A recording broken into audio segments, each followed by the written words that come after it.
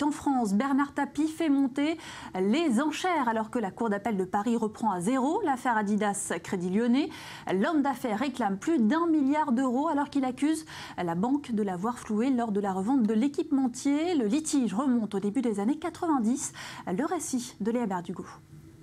Bernard Tapie revoit ses réclamations à la hausse. Il demande entre 516 millions et plus d'1 milliard d'euros à la justice.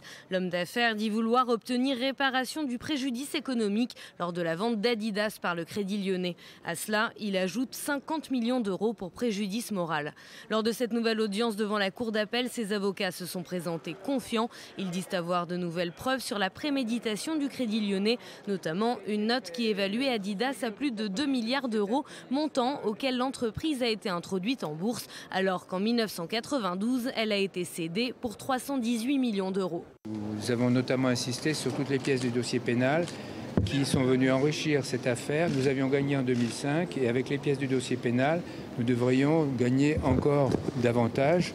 Pour les avocats du consortium de réalisation, la structure chargée de gérer l'héritage du Crédit Lyonnais, les sommes demandées par Bernard Tapie sont outrageantes. C'est aberrant, exorbitant, c'est à l'image des 45 millions de préjudice moral que le tribunal arbitral, entre guillemets, avait cru pouvoir accorder. C'est aberrant. La saga dure depuis 2005. Cette année-là, la Cour d'appel de Paris a condamné le CDR à verser 135 millions d'euros à Bernard Tapie.